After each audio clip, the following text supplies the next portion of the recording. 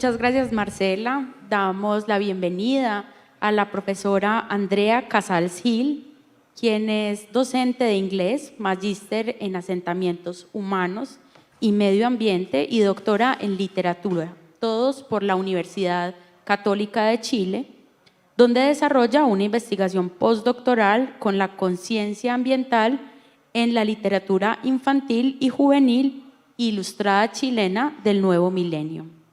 También la profesora Andrea pertenece a la red Routes, a la cual también pertenece la Universidad Pontificia Bolivariana y crea gremia docentes e investigadores a todos los niveles del globo para el desarrollo de temas relacionados a la sostenibilidad.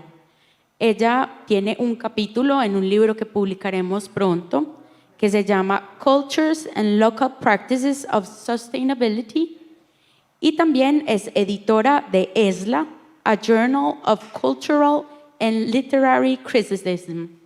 Le damos entonces una muy cordial bienvenida a Andrea, que nos acompaña desde Chile. Bienvenida. Hola, hola. Muchas gracias por esta invitación. Estoy muy honrada. Muchas gracias a los organizadores de la universidad. Muchas gracias, Juliana. También hay paréntesis. Muchas gracias, Ana, por esta invitación. Y me parece muy, muy importante poder estar aquí hablándoles en esta escuela de verano sobre saberes y conversar un poco de lo que podemos aportar también en esos futuros posibles, sustentables, desde las humanidades ambientales. Entonces, sin más, les quiero decir que en esta presentación yo exploro el concepto del reciclaje desde las prácticas literarias para figurar lo que he llamado la escritura del compostaje y el flujo del compostaje cultural, argumentando que la obra creativa y compostada de creadores como Violeta y Nicanor Parra, Gabriela Mistral, Adriana Paredes Pinda y otros poetas mapuches y otros más se insertan en el flujo del compostaje cultural, dando cuenta de una conciencia mestiza, una sensibilidad social y ambiental y una coherencia ética y estética en tanto prácticas creativas de las temáticas que destacan. Considero que esta discusión contribuye a fomentar los estudios literarios desde la intersección entre la cultura y el medio ambiente, estableciendo puentes interdisciplinarios acorde con la preocupación por las humanidades ambientales, como por darle visibilidad a la crisis ambiental y global. Siguiente, por favor. En esta imagen, donde vemos a Óscar el Malgenio, Óscar el Gruñón, simplemente es para iniciar esta presentación, dándole un tono un poco más personal. Óscar el Gruñón es un personaje de Plaza Sésamo, me imagino que lo conocen. Cuando yo era niña, en algún viaje por trabajo de mi papá, llegó de regalo con Cookie Monster para mi hermana y con Óscar el Gruñón para mí. Y la verdad es que no estuve muy contenta. No entendía muy bien este regalo, que uno era un peluche azul que comía galletas y el mío era un peluche apermazado, medio rasta, que vivía en un basurero, ¿no? Y la verdad es que a lo largo del tiempo, ahora en mi vida adulta y académica, me dedico mucho tiempo a observar y pensar en desechos, restos, esas cosas que quedan como en un espacio de transición, que algunas personas dirían es basura, otros dirían guardémosla porque puede servir. Y bueno, siguiente, por favor. La siguiente, por favor. Eso. Otros dirán también que es todo material orgánico puede servir para la compostera. Esta no es una foto de la compostera de mi casa, pero tengo una compostera en mi casa, que la manejo de manera bastante más improvisada y menos profesional que con esa horqueta. Pero eso es una compostera, es un lugar donde se van acumulando estrato sobre estrato diferentes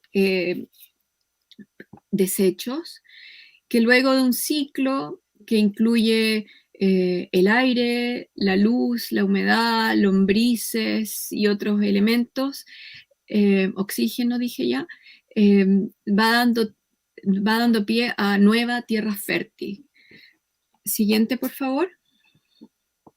Eso.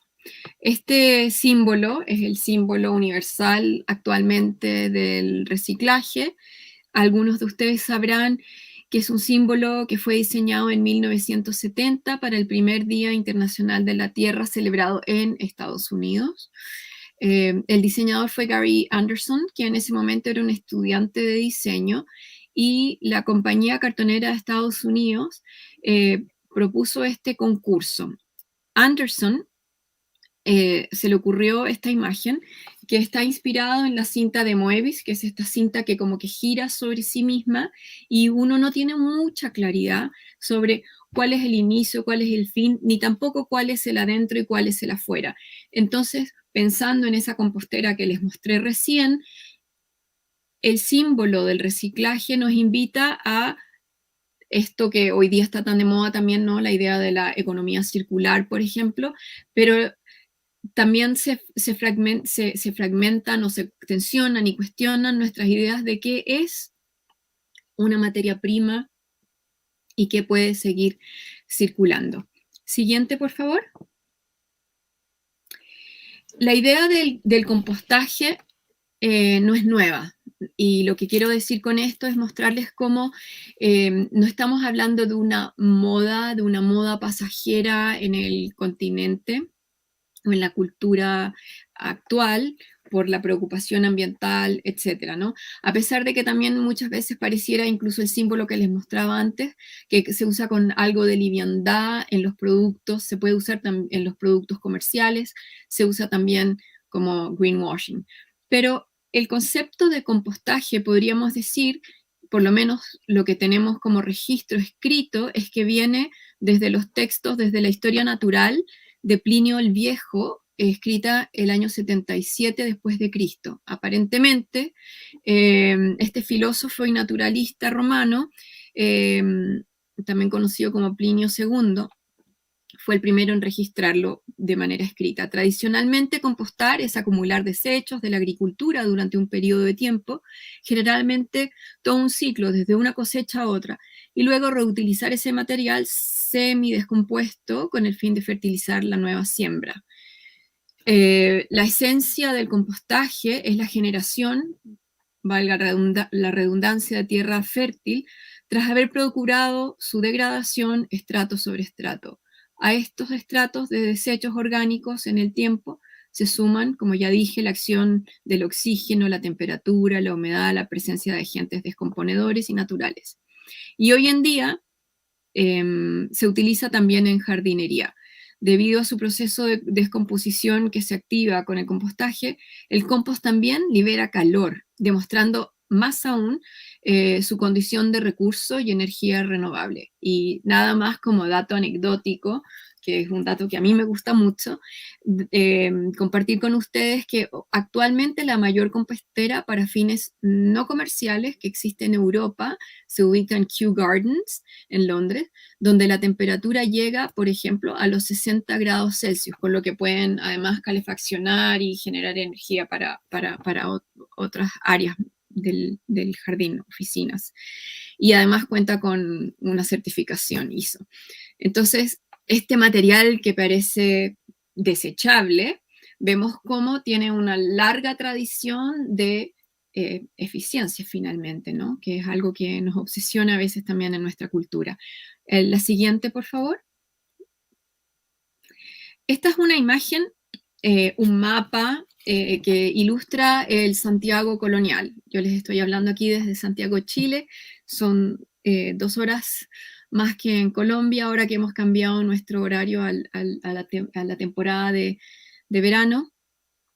Esto es una imagen, como ven abajo, en la parte baja de este mapa, diagrama, se ve el río Mapocho, que es un gran río que recorre la ciudad, Como ustedes saben y habrán visto en el mapa, Chile es un país largo y flaco y que está flanqueado por la cordillera hacia el este y el Océano Pacífico hacia el oeste. Y debido a las altas cumbres y lo angosto que es el país, los ríos corren con mucha fuerza. El río Mapocho solía traer mucha agua, gracias cambio climático, ahora trae bastante poca.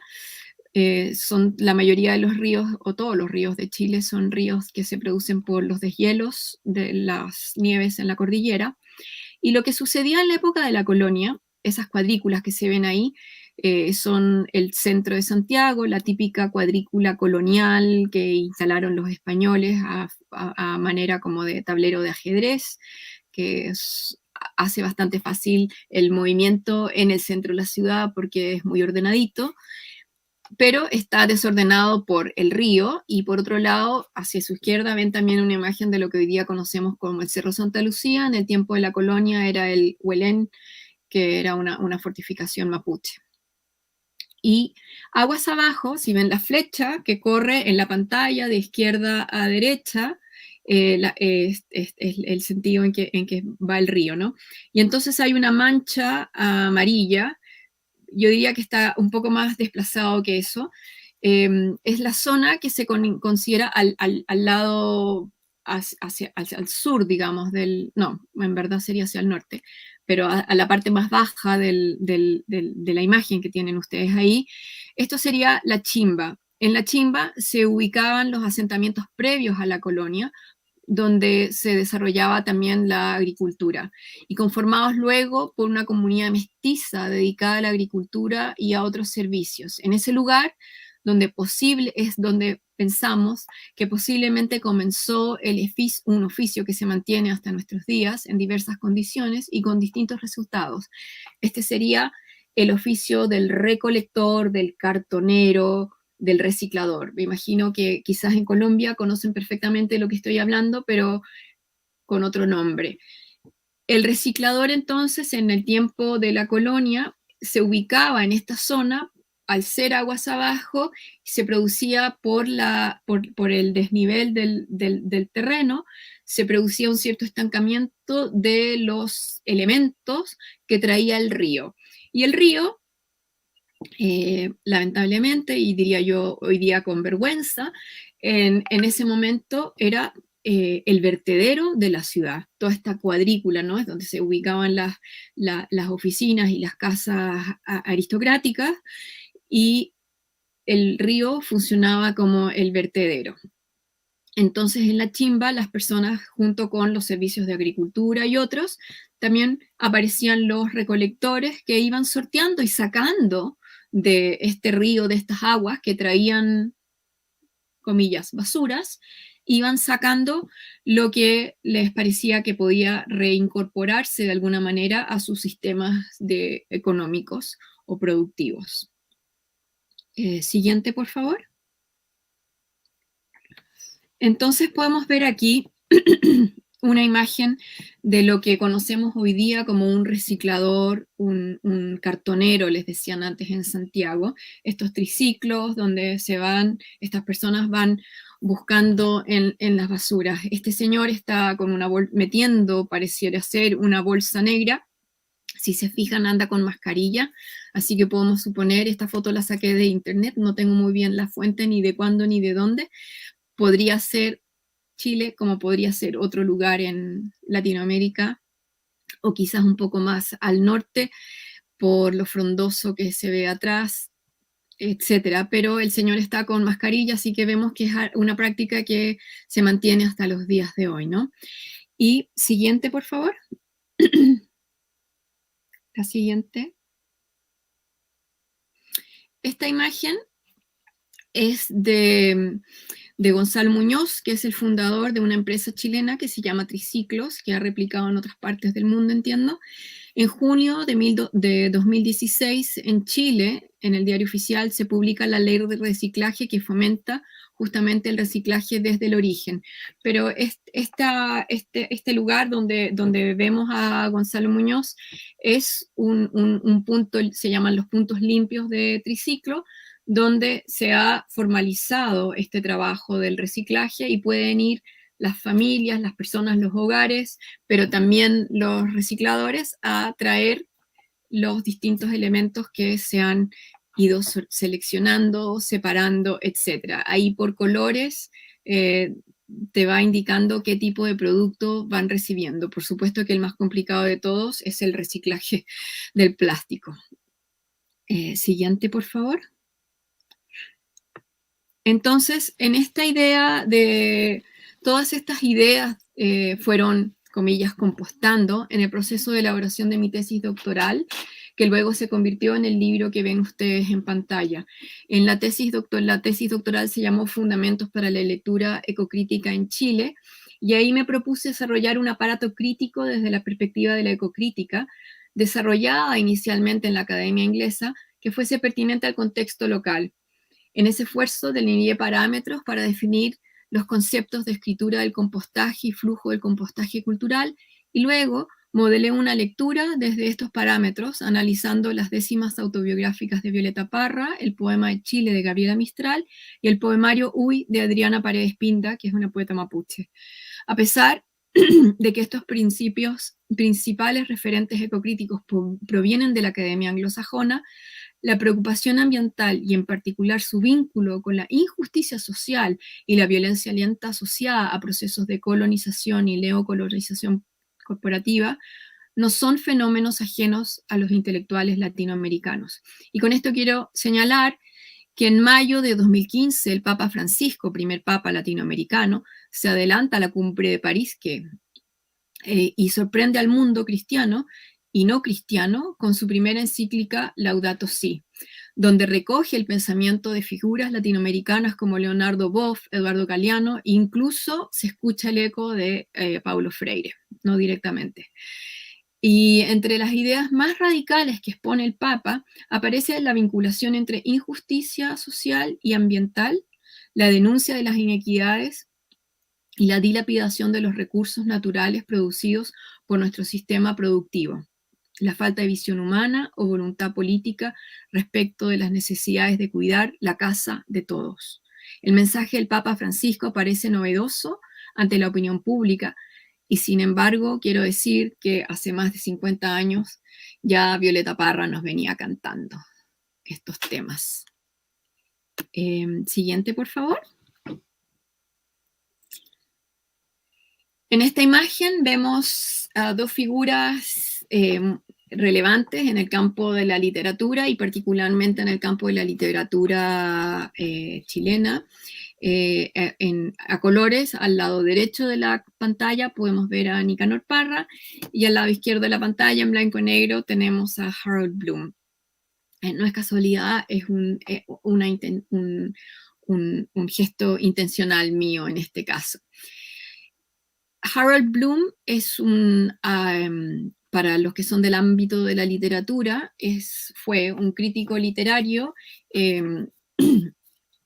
que es quien en la crítica particularmente anglosajona y norteamericana es quien definía, comillas, definía lo que se denominaba como el canon literario, lo que uno debía leer para ser como culto, y considerando el tema como de la alta cultura de la manera más como tradicional y también clasista. Y Harold Bloom, cuando en los años 80, 90 aparecieron los estudios culturales y empezaron a hacerse análisis literarios que iban más allá de lo, comillas, estético, y consideraban, por ejemplo, el mensaje racial que podía o no estar escondido entre líneas, o el mensaje feminista o patriarcal que podía estar escondido entre líneas. Harold Bloom sentía que esto era una invasión, lo estoy diciendo de una manera muy simplificada, por favor, y que no correspondía. Entonces, lo que quiero decir con esto y con esta comparación que estoy haciendo entre Harold Bloom, en primer lugar, en Chile, bueno, al trabajo, la obra literaria de Nicanor Parra, la estudia María Ángeles Pérez López, que lo llama dice que Nicanor Parra desarrolla la autotextualidad. Y Juan Gabriel Araya habla de la autopoiesis, de la antipoesía a la ecopoesía de Nicanor Parra. Parra recicla su obra una y otra vez. Entonces, entiendo el concepto y curiosamente terminan diciendo cosas muy similares. Para Bloom, siempre hay un padre, como un padre poeta que influye al poeta, al creativo. Mientras que para Parra, desde su vínculo con las vanguardias de los comienzos del siglo XX y su convicción ecológica de fines del siglo XX, él dice, todo se ha creado y no nos queda otra que, ya no se puede inventar nada, así que no nos queda otra que desarrollar el arte del reciclaje. Es importante considerar que Nicanor Parra, en cierta medida, va produciendo, su producción cultural siempre implica una forma de reciclaje, ya sea que se enmarca dentro de estructuras conocidas y las subvierte, o de que usa y cambia las funciones de ciertas cosas. Entonces, estas prácticas ya habían sido impulsadas por el artista asociado a corrientes, por ejemplo, el collage, el ready-made, y cuando él entra en contacto con el ambientalismo en los años 70, la misma época en que se desarrolló la imagen que les mostraba antes, ¿no? del símbolo del reciclaje, él dice, aquí es necesario que desarrollamos una estética y una ética del reciclaje porque este mundo no da para más. Siguiente. Si seguimos en este ritmo, no vamos a poder continuar. Aquí les estoy mostrando dos artefactos parrianos. El primero es Nicanor Parra trabaja sus artefactos poéticos sobre estas bandejitas que te dan en las pastelerías o en las empanaderías. Nosotros acabamos de celebrar las fiestas patrias y es tradicional en Chile comer empanadas y te las venden en estas bandejitas. Y entonces él desarrolla estos artefactos que escribe sobre estas bandejitas. Suponemos que están siendo recicladas. Y tiene, por ejemplo, este artefacto que está basado en una rima de Gustavo Adolfo Bécquer del siglo, la rima 21, que dice, y tú me lo preguntas, antipoesía eres tú. Nada más que con la primera línea de este artefacto, uno puede pensar y asociar con la rima de Gustavo Adolfo Bécquer, ¿no? Entonces lo que hace Nicanor Parra es que elimina un verso y cambia solamente una palabra. Y tú me lo preguntas, en vez de decir poesía eres tú, que sería el gesto súper romántico, él dice antipoesía eres tú. En este caso no ha cambiado la función de la rima, sino que simplemente ha variado y ha jugado con lo que ya existía.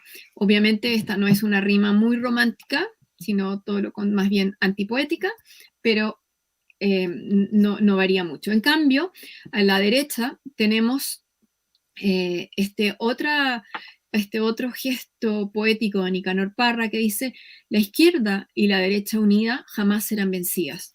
En este caso, varía la función del texto original al cambiar 3 palabras. El texto original, para los que no saben, es el slogan político la izquierda unida jamás será vencida. Aquí lo que hace Parra es que le agrega y la derecha unidas para convertir este eslogan político o canto para las marchas, lo convierte en una suerte de advertencia al público. De alguna manera, cuidarse de los políticos, y aquí podemos pensar en textos, por ejemplo, como Animal Farm de Orwell, advertir al público que los políticos finalmente, juntos, unidos, jamás serán vencidos. Hay un gesto que podríamos pensar también de advertir sobre la corrupción política, etc. Siguiente, por favor. En esta imagen tenemos a Cecilia Vicuña. Cecilia Vicuña es una artista visual, poeta, intelectual chilena. Esta es una imagen de una obra que se llama El Veroir comenzó. Cecilia Vicuña habla de la oralidad y cómo en la oralidad, en el lenguaje que hoy día hablamos, hay un reciclaje también, y en la escritura poética de hoy día hay un reciclaje de esas capas de oralidad previa. Y que esas capas, el lenguaje que hoy día hablamos, por ejemplo, los diferentes acentos del castellano que hablamos en los distintos países latinoamericanos van mostrando capas de ese mestizaje, donde el castellano que recibimos de lo que, o que más bien fue impuesto y que de alguna manera hoy día nos unifica, sin embargo tenemos acentos diferentes que probablemente ustedes están sintiendo mi acento chileno, donde me como la mitad de las letras S,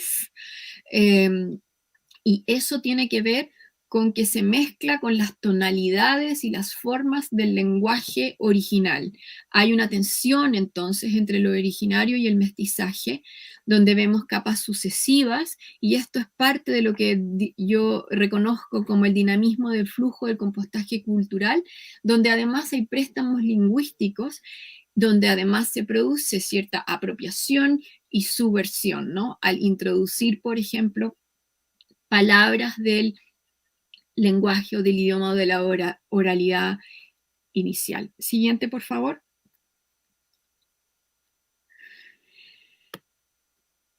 Bueno, y entonces aquí con esto les quiero presentar el compostaje como una estética. El compostaje, podemos decir que funciona como una metáfora o una analogía de una literatura con cierta sensibilidad hacia la vida en la Tierra, que muestra conciencia, una conciencia bien posmoderna, podríamos decir, de su reciclaje, que sabe que construye sobre estructuras, imágenes y funciones preexistentes, sobre estratos culturales anteriores, alineada con la preocupación por el medio ambiente y la diversidad.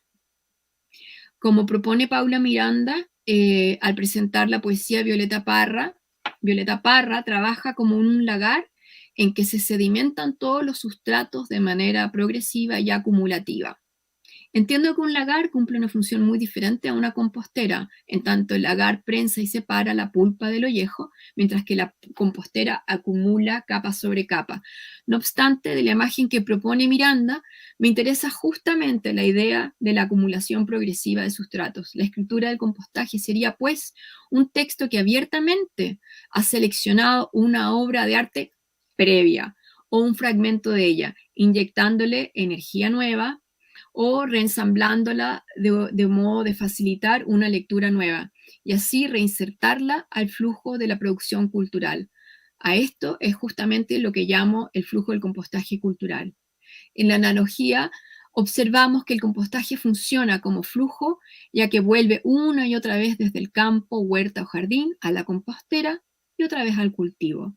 En el flujo del compostaje cultural se trataría de una creación que ha entablado un diálogo generando un intertexto con una obra precedente y que a la vez queda abierta para ser retomada por la siguiente creación, por la siguiente generación. Siguiente, por favor. Aquí nada más un ejemplo. Arnaldo Donoso, que es un intelectual, un crítico literario chileno, habla, por ejemplo, de la obra de Luis Oyarzún, donde tenemos, que ha sido recientemente publicado en una edición preciosa de ediciones de la Universidad de Valparaíso, el diario íntimo de Luis Oyarzún. Y lo que dice Donoso es que este diario de Luis Oyarzún funciona justamente como una compostera de donde Luis Oyarzún eventualmente puede tomar fragmentos de situaciones que observó, meditaciones que tuvo, etcétera, experiencias que vivió, y todo eso le va sirviendo para ir nutriendo su obra creativa, que por ejemplo se puede ver reflejada muy bien en el libro Defensa de la Tierra, que por lo demás es muy interesante porque es un texto anterior a todas estas discusiones, ¿no? Por lo que vemos de nuevo que tanto el reciclaje como la preocupación ambiental no es algo nuevo, sino que los poetas y los artistas y los creativos literarios ya venían hablando y observando hace muchos años. Siguiente, por favor. Entonces, siguiendo un poco a María Los Ángeles Pérez López, ella usa en su descripción de la autotextualidad de Nicanor Parra, usa básicamente la descripción o la definición más bien que aparece en la RAE de lo que es el reciclaje. Destaco entonces que para reciclar, primero que nada necesitamos el proceso de la recolección, y es un proceso muy importante tanto para el reciclaje como el compostaje. Recolectar implica la búsqueda, hallazgo, selección y acopio. En términos críticos es importante valorar esta etapa del proceso, pues involucra recordar, reunir y reunir expresiones culturales olvidadas, que es lo que hace, por ejemplo, Violeta Parra, para preservarlas en la memoria. En otras palabras, la recolección precede todo proceso de reutilización, restauración, recuperación y reciclaje para su eventual vuelta al flujo del compostaje cultural. Por otro lado, reutilizar no implica una renovación, sino la repetición del elemento en un trabajo posterior o varias veces en una misma obra. En otras palabras, el significado y la función, como veíamos antes en el ejemplo de Parra, el significado y la función del original, del fragmento original permanece, pero ésta se ha incorporado a un contexto distinto. En este momento estoy trabajando, por ejemplo, en un proyecto interdisciplinario con un artista, que fue el exdecano acá de la universidad, de la Escuela de Arte de la Católica, y estamos trabajando justamente con la idea de llamar la atención a cómo la academia y los procesos creativos también producen desechos, también producimos basura. Y este artista académico me decía, yo tengo mi taller lleno de cajas y cajones con cosas que pienso algún día me podrían servir. Ese es el proceso, ¿no? De recolectar, de mantener ahí para eventualmente poder volver a usarlo. Pero también si pensamos probablemente en nuestras abuelitas, estoy recordando ahora, pensé tenerlo acá a mano, pero no lo traje, así que no me voy a levantar a buscarlo para no perder tiempo. No sé si conocieron unos huevitos de madera que se usan para poner adentro de un calcetín cuando uno necesita surcir un calcetín, ¿no? Surcir un calcetín es un gesto que hoy en día en nuestra cultura del despilfarro, del uso de una vez, etcétera, cuando se nos rompe un calcetín, ¿quién de los que estamos hoy día aquí ha surcido alguna vez un calcetín, ¿no? Hay una cosa ahí, siguiente por favor, que tiene que ver también, eso, gracias, que tiene que ver con una cultura también de la austeridad, de la sencillez, pero hoy día lo estamos viendo de esa manera en muchas comunidades también, esta cultura del guardar por si eventualmente sirve, o reincorporar, restaurar, etcétera, tiene que ver también con economías, economías de subsistencia. El académico Lawrence Buell habla de una estética del relinquishment, es una palabra en inglés que me parece muy bonita, en castellano la podríamos traducir como una estética de la austeridad o la sencillez, donde se supone también la renuncia o suspensión del ego antropocéntrico, una poética de lo simple en tanto praxis y contenido. En ese sentido, una renuncia a ambos niveles. Y en este caso, lo que estamos viendo en pantalla es otro artefacto de Nicanor Parra. En realidad este es un pantallazo de un corto. Nicanor Parra se sitúa entre la tribu como una suerte de chamán. Él conoce los límites, él ha conocido el informe Meadows, que habla de los límites del crecimiento, él conoce este texto a fines de los 70, y entonces él se sitúa como un chamán en la tribu, es decir, como aquel sujeto capaz de modificar la realidad o al menos la percepción colectiva de esta, con toda la carga política que eso implica. Si el chamán puede curar y comunicarse con los espíritus, Nicanor Parra y su poesía pueden despertar a sus lectores a través de su eco antipoesía. Si el chamán posee las habilidades visionarias, este poeta, físico y matemático antes que poeta, pudo entender de manera lúcida el profundo significado del informe Meadows, Los límites del crecimiento, publicado el año 72. En función de dicha comprensión, el poeta chamán comprende su obra creativa para generar un cambio de conciencia. Si se cree que el chamán puede alterar incluso factores climáticos, nuestro poeta puede al menos despertar a sus lectores ante el cambio climático que la misma humanidad ha provocado. El poeta chamán actúa conscientemente con la esperanza de que, y esto comillas, al menos se tome conciencia, comillas, palabras de él mismo Parra. Este sería el valor ético de su ecopoesía. Nicanor Parra está consciente de que el poeta chamán en la sociedad contemporánea cumple un rol político, ya que la cuestión ecológica, dice él, es urgente y la ecología es una causa política transversal. En una entrevista del año 82, Nicanor Parra reconoce que si uno, comillas, tiene conciencia de especie, quiere que la tribu continúe. Y eso es lo que él llama la ecopolítica, que traduce en ecopoesía. Así su rol de alfabetizador ecológico es sin duda un compromiso ético. Siguiente, por favor. Entonces, tenemos aquí que en mi trabajo, junto con Pablo Chiuminato, hemos definido la escritura del compostaje como la renuncia o austeridad, esto que estábamos hablando, una estética de la sencillez, donde hay tanto una renuncia a ese ego antropocéntrico, como también hay una sencillez en el lenguaje que se utiliza y también hay una austeridad al justamente reciclar elementos en la misma obra poética. La ecopoesía o hay un typo, hay un literatura, sobró una P ahí. En este sentido, la ecopoesía o ecoliteratura sería una poesía que temáticamente está vinculada, sensibilizada con los temas de la tierra o con la experiencia, por ejemplo, actualmente del cambio climático, o una sensibilidad que demuestra, y esto se vincula con el siguiente punto, una experiencia de la tierra. También hay un lenguaje enmarcado, por ejemplo, enmarcado en la experiencia de la tierra. Por ejemplo, en Violeta Parra observamos que cuando ella quiere describir a amigos, los llama cogollito, ramita de romero, etcétera, como una experiencia muy simple y muy directa, unas metáforas muy directas en relación con la tierra.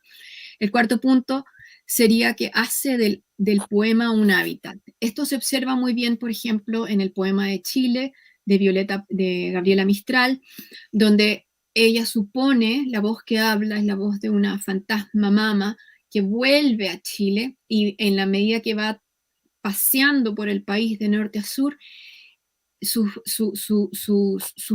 versos tienen un ritmo que te van dando la sensación de esta marcha y de alguna manera como lector uno está metido en ese hábitat que ella está describiendo, en ese paisaje que está describiendo y vas avanzando junto con ella en el ritmo de los versos. Por otro lado, propongo que la escritura del compostaje exhibe signos claros de reciclaje literario. Es decir, que tiene conciencia de estar incorporando elementos que está reutilizando. Eso podría ser en términos genéricos, pero cuando me pregunto más profundamente qué es lo que describiría o destacaría una escritura del compostaje propiamente latinoamericana, me encuentro con que inevitablemente se trata de la denuncia por la injusticia ambiental.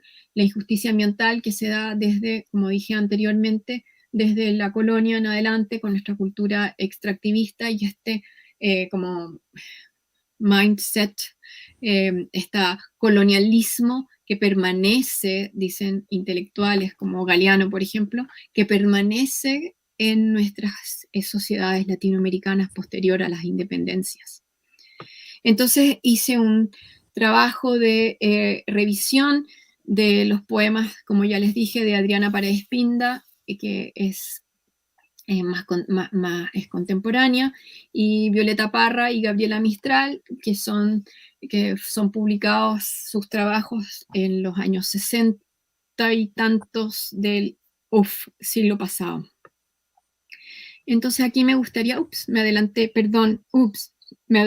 varias slides. ¿Podemos avanzar ahí? Por favor, esos son las portadas de los poemarios. Y la siguiente, por favor. Ahí, perdón, me desincronicé. Entonces aquí tenemos a Violeta Parra. Violeta Parra, lo que quiero decir es que todos estos como 6 criterios que he nombrado para pensar en el flujo del compostaje cultural, evidentemente es difícil encontrarlos simultáneamente los 6 a la vez en toda obra, ¿no? Por ejemplo, en Violeta Parra es muy claro cómo ella reutiliza, pero por sobre todo sabemos de su biografía que ella recolectó. Ella anduvo por los campos chilenos recolectando, entrevistando campesinos y grabando, andaba con estas grabadoras gigantes antiguas, grabando también sus cantos, sus tonalidades, etcétera, que luego pudo llevar a notación musical gracias al trabajo al aporte y al apoyo de Gastón Sublet. Violeta Parra emplea la metáfora, por ejemplo, para hablar de cómo ella reutiliza. Dentro de sus décimas autobiográficas, ella emplea la metáfora del canario de manera recurrente. Y este referente de canario no cambia de significado, o sea, cambia de significado para ella, pero no cambia de función. El canario sigue siendo la imagen del canario. No obstante, la actitud de la poeta hacia el canario va cambiando. Al comienzo de las décimas, ella dice que no canta bonito y ella expresa que quisiera cantar como el canario.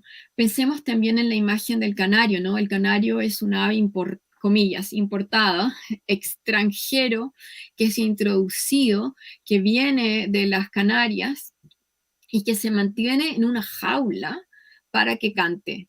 Y además muchas veces se los mantiene separados de la pareja para que cante aún más llamándola. Entonces ella primero dice ella que ella no canta lindo como el canario, pero en la medida que al reutilizar la metáfora, podemos decir que implica un ahorro de materias primas y por tanto una austeridad y una eficiencia. Asimismo, en Parra la insistencia de representación del... perdón, cambié de tema. Entonces, hacia el final de sus décimas, ella quiere cantar ya no como un canario, sino como una tenca, que es un ave chileno, no sé en verdad si es endémico o si se extiende por más zonas de Latinoamérica. Es un ave que canta precioso, pero es un ave, podríamos decir, común y corriente, ¿no? Gris café, no tiene nada muy llamativo como el color amarillo del canario, etc. Pero ella se ha identificado con esta presencia, con su ser mestizo y sus raíces cercanas a la tierra. Ya no quiere ser como esa imagen importada, europeizada, traída castiza, etc. Por otro lado, Violeta Parra introduce muchas palabras que incorporan la fonética del mapuzungún. Y en ese sentido va generando un espacio o un hábitat, como llama Jonathan Bate, es decir, a través de la lectura vamos teniendo una experiencia sonora de la oralidad campesina. Entonces, en Violeta Parra reutiliza el reutilizar de Violeta Parra da cuenta también de una austeridad, un ahorro de materiales, como habla Pérez López, y a la vez que permite la creación performativa de un espacio sonoro que podemos habitar. Y ahora entonces, para no ser esto tan aburrido, les voy a leer un verso de Violeta Parra sobre la injusticia. Esta es una décima donde está hablando, está haciendo una protesta, y a pesar de que ella está hablando de sus décimas autobiográficas, no puede evadir su sentido social. En este mundo moderno, ¿qué sabe el pobre de queso? Caldo de papa sin hueso, menos sabe lo que es terno. Por casa, callampa, infierno de lata y ladrillos viejos. ¿Cómo le aguanta el pellejo? Eso sí que no lo sé. Pero bien sé que el burgués se pita al pobre verdejo. Yo no protesto por migo, porque soy muy poca cosa. Reclamo por la fosa, porque a la fosa van las penas del mendigo, para ver lo que aquí nos pasa y el dolor que es el vivir. Y entonces ahí tenemos un verso donde está esta tonalidad, este cantito, y también claramente su reclamo por la injusticia social. La próxima, por favor. Me queda poquito. Aquí tenemos a Gabriela Mistral. En Gabriela Mistral también aparecen ejemplos de renuncia al ego en sintonía con la naturaleza, como por ejemplo en el poema Raíces, que está en el poemario Poema de Chile, donde ella siente, la voz poética dice que las raíces le acarician sus mejillas, está bajo tierra junto con ellas y quiere oír lo mismo que las raíces, como si quisiera aprender lo que es las raíces mismas de la tierra le pueden enseñar. Pero también encontramos, como decía anteriormente, en Gabriela Mistral, el acto performativo que recrea y recupera un espacio-tiempo interior, como se produce, por ejemplo, en el poema Tordos, donde el ritmo del poema nos lleva a su infancia mistraliana en el Valle del Elqui y nos permite casi oír los tordos que ella está describiendo como cantan en el poema de Chile. Los tordos son como un pequeño cuervo que canta muy lindo, y bueno, son muy cantarines, tienen cantos muy variados, y ese gesto es el que ella trata de recuperar en el poema de Chile. Aquí, sin embargo, les voy a leer también unos versos del poema de Chile, de un poema que se llama Araucanos.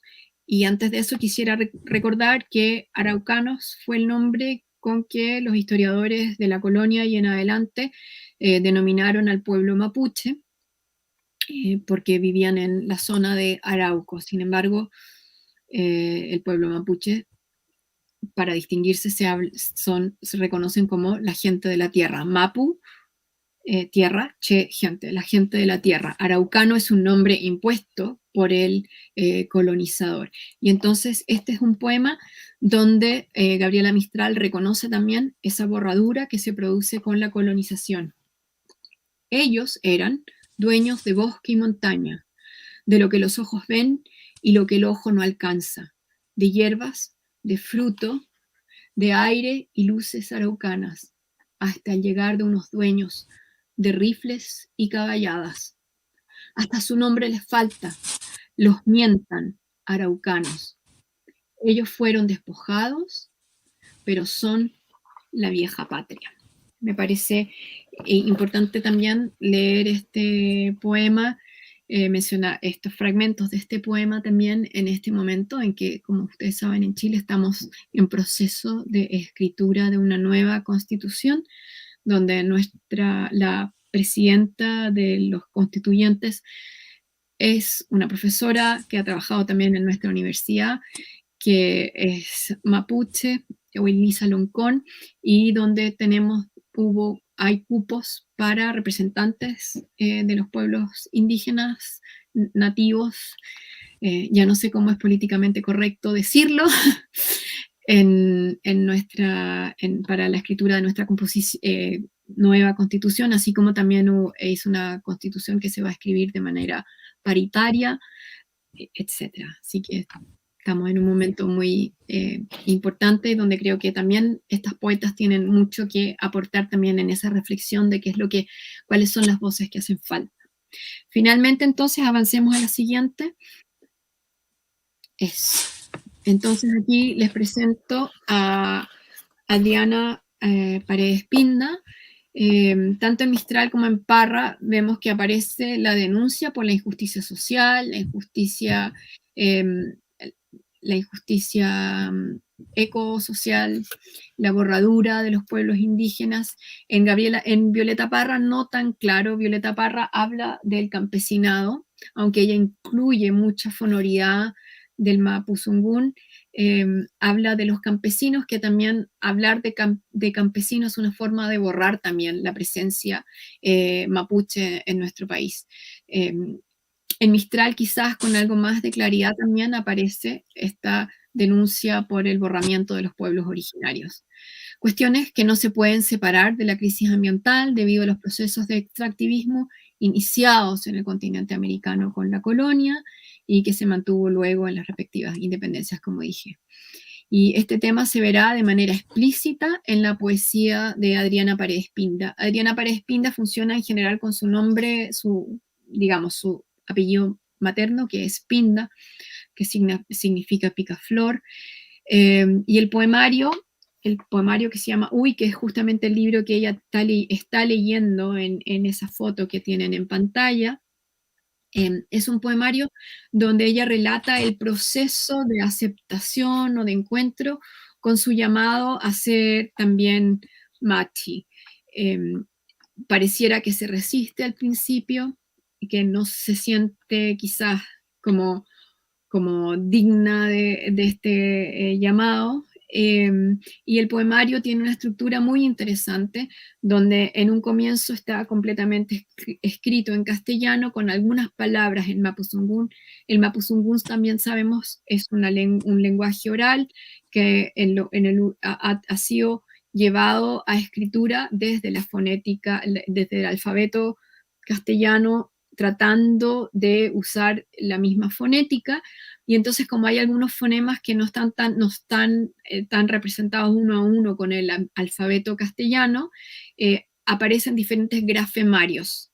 Y es muy interesante cómo genera este proceso como de inestabilidad de lectura, cuando incorpora palabras en mapuzungún, y a veces incorpora palabras en mapuzungún en su poemario, escritas con guiños a los diferentes grafemarios, para generar incluso más confusión en un lector, comillas, winca, que no habla el mapuzungún. Pero también para mostrar la fluidez del lenguaje y también los restos de oralidad de los que hablaba inicialmente, también de los que habla Cecilia Vicuña. Y hacia el final del poemario, cuando la voz que habla, acepta este llamado, tiene largos pasajes que están escritos en mapuzungún. Y claramente también cuando usa el castellano, muchos rasgos de la fonética en mapuzungún, que tiene mucho diptongo u, i, etc. Y entonces, para mostrar el tema de la injusticia social, socioambiental que se produce, les voy a leer el poema 6. No tienen nombre en el poemario. Al otro lado de las aguas empluman la mañana nuestra sangre rota. La tierra dice, no alcanza a colmar la urgencia de la mano. Desmigaja el pan sombrío para sus hijas. La tierra no alcanza a calmar la urgencia de la boca. Este poema me parece desgarrador, justamente, ¿no? Como la tierra no alcanza a calmar la urgencia de la boca, siendo que estamos hablando de la gente de la tierra.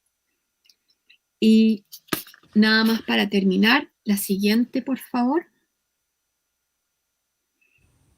Este es un poema de otro poeta mapuche, Lionel Leon Laff. Me gustaría terminar con estas palabras. Se llama Cántaro Trizado. Ya se está acabando este cántaro rojo. Se ha trizado y dormirá entre las cosas de la tierra hasta que un día otro alfarero lo reconstruya. En ese sentido, simplemente me gustaría invitarles a seguir pensando y reelaborando esta idea del compostaje cultural. La cultura, nuestras culturas son estratos mestizos, capa sobre capa, donde una idea se va trabajando desde la subversión de la anterior o darle cierta continuidad a alguna idea que nos puede parecer interesante de explorar, de profundizar, de elaborar con mayor complejidad, etc. Así que los invito a seguir compostando sobre esta idea del flujo del compostaje cultural. Eso, muchas gracias.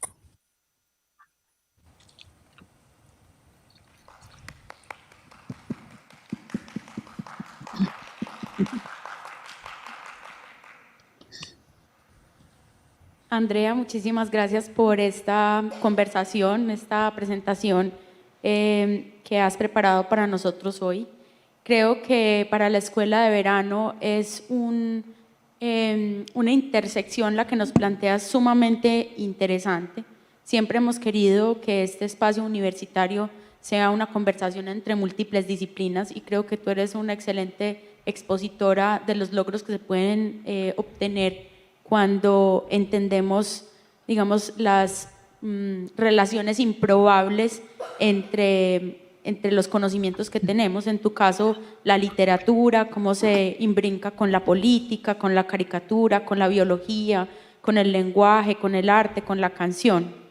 Creo que eso es muy hermoso y es a lo que estamos llamados, a encontrar maneras improbables de relacionarnos para lograr cambios, los cambios que esperamos. De alguna manera no se puede lograr algo distinto haciendo siempre lo mismo, entonces tenemos que tratar de hacer cosas diferentes. Un par de preguntas para ti. Lo primero es que, ¿cuál crees tú que serán los desafíos del futuro de este biocompostaje cultural que tú planteas en un entorno de lo digital donde todo es infinitamente efímero y también transcultural?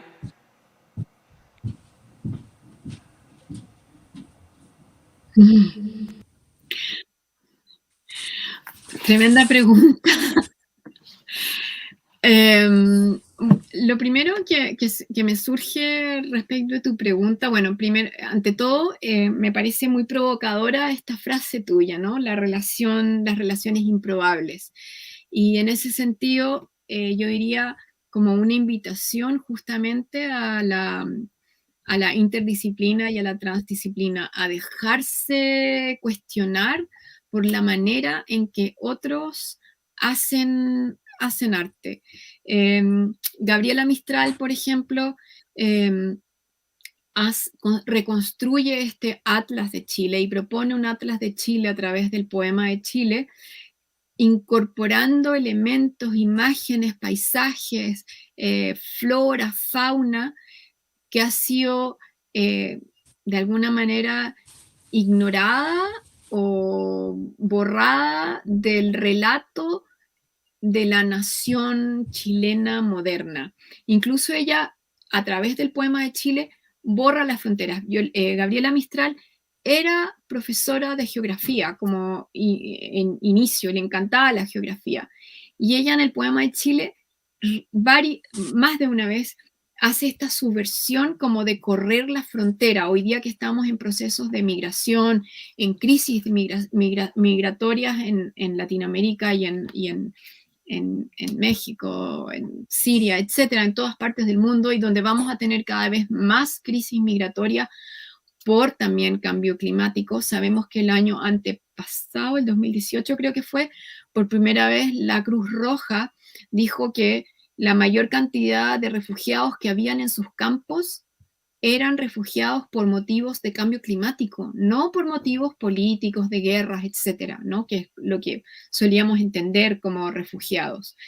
Entonces, cuando Gabriela Mistral hace este gesto de correr la frontera y pareciera como que no sabe cuál es el límite entre Chile y Argentina, o el límite norte entre Perú y Chile, está generando una subversión a esta patria patriarcal y no matria, que pone estos límites claros.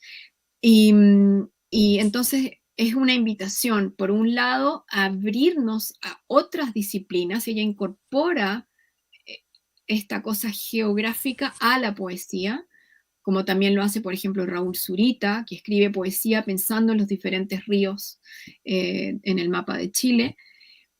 Y después está, por ejemplo, Violeta Parra, que incluye en su poesía estas voces poco doctas del hablar campesino. Ella utiliza la estructura de la décima castellana que se usaba para textos formales o para hablar del amor y la muerte, de las cosas, comillas, importantes, para incorporar la voz campesina. Entonces, es estar abierto a que podemos usar diferentes, bueno, justamente el nombre de esta escuela de verano, ¿no? Saberes. Cómo estar abiertos a reconocer la forma de saber, cómo interesarnos para entender cómo el otro desde otra disciplina, como tú, por ejemplo, Juliana, desde el diseño, puedes entender un fenómeno y como yo lo puedo ver de otra manera porque estoy cruzada por, por el oído de las letras, ¿no? Y cómo cuando yo me dejo interpelar por cómo tú entiendes un problema desde el diseño y tú te dejas interpelar por cómo yo entiendo un problema desde las letras, desde el hablar, etcétera, podemos generar algo nuevo. La forma tradicional de hacer las cosas, como esta ciencia tan ilustrada, racional, cartesiana y tan, comillas, objetiva, pero cuando hablamos de cambio climático parece que no importa lo que diga la ciencia objetiva, no nos está dando resultado o no nos alcanza para superar la crisis en que estamos. Entonces es importante también incorporar la voz de las humanidades porque, queriéndolo o no queriéndolo, la forma en que hablamos, se habló mucho tiempo, ¿no? En los años 90 como de que el lenguaje genera realidad. Y de alguna manera el lenguaje importa, genera ciertas realidades.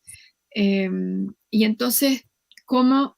Tu pregunta era sobre el Internet. En este proyecto que yo mencioné, que estoy trabajando con un equipo interdisciplinario, entre ellos el ex decano de la Escuela de Arte aquí, hemos pensado también en la basura del Internet. Cómo en este momento, en este tiempo que estamos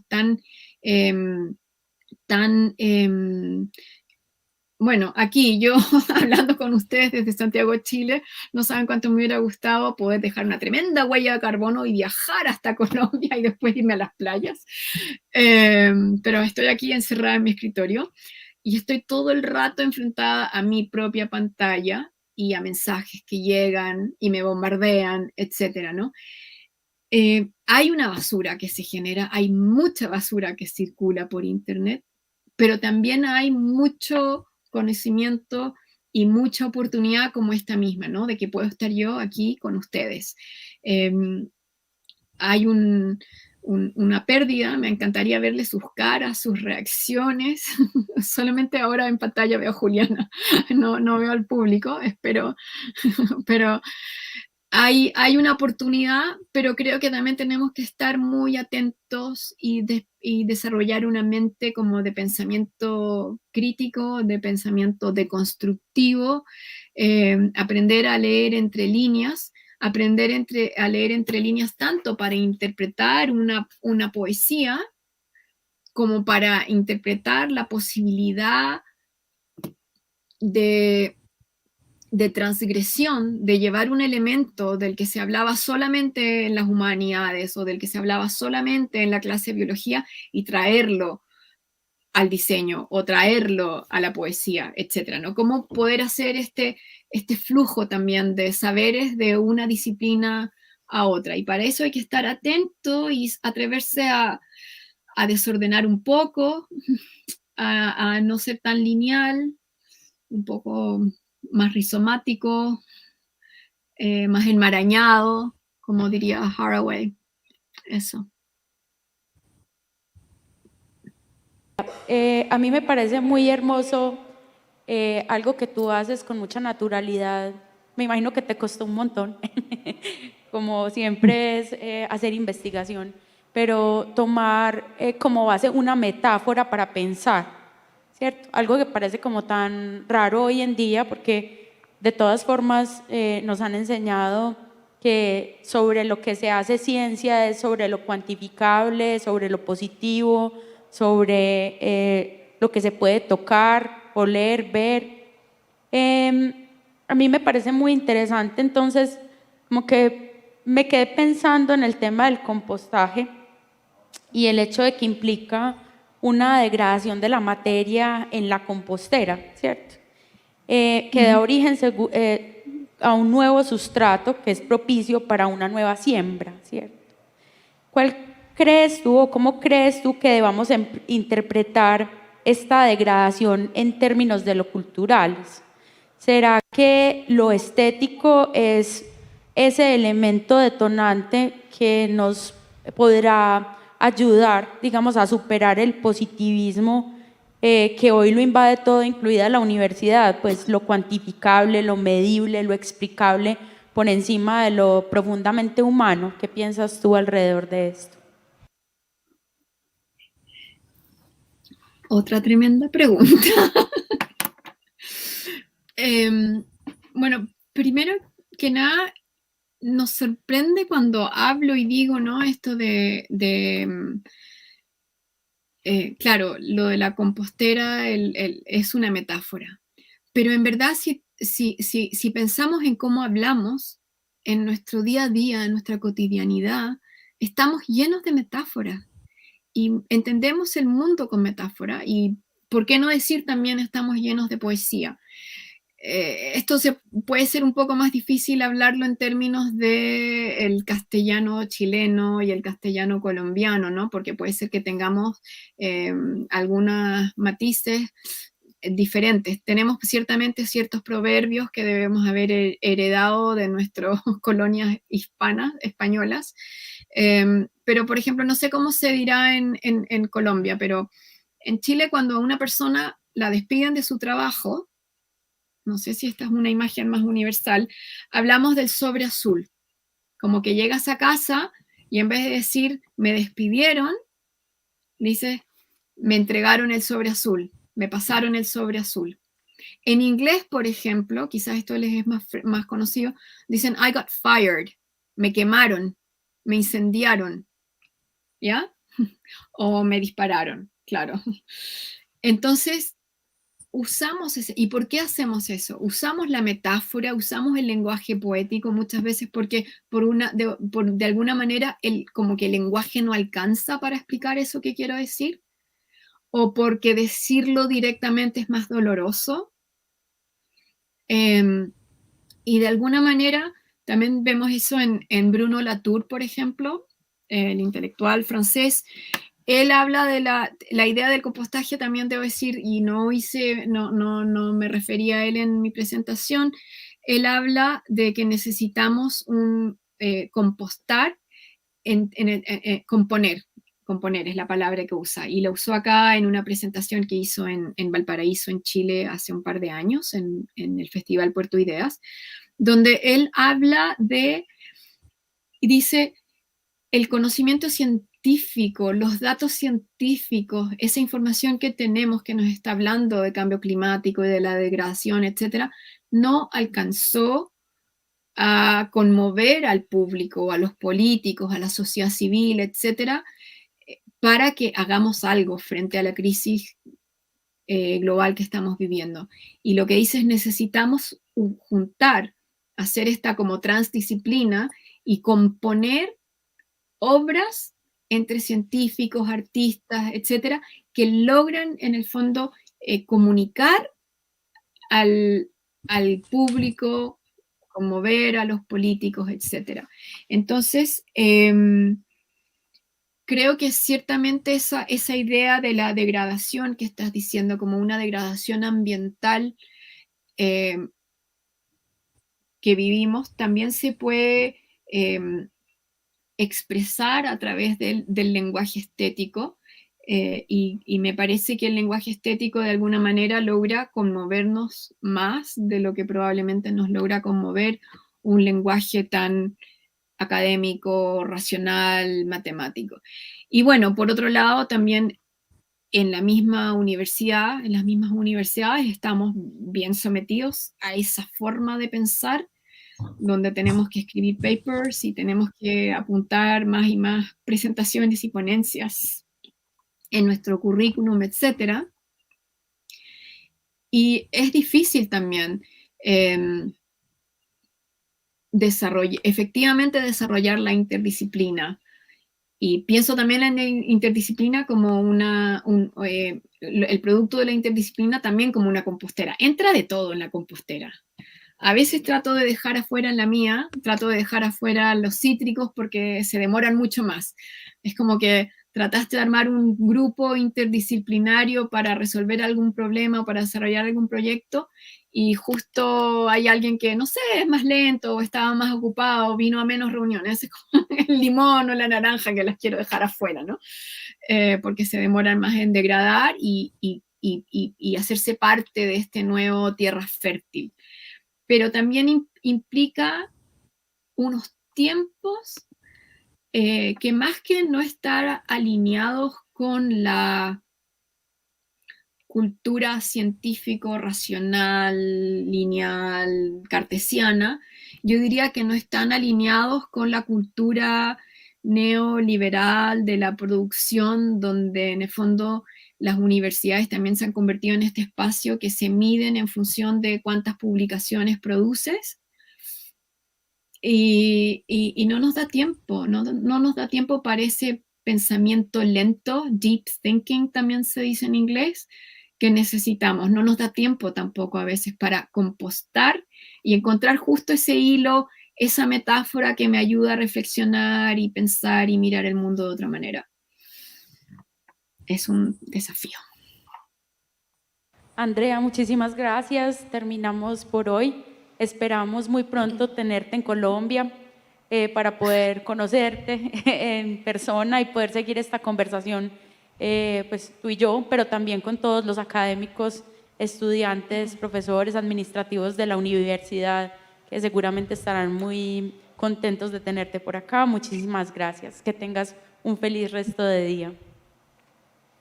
Sí, muchas gracias. Muchas gracias a ustedes y que les vaya muy bien en toda su jornada de escuela de verano y saberes. Gracias.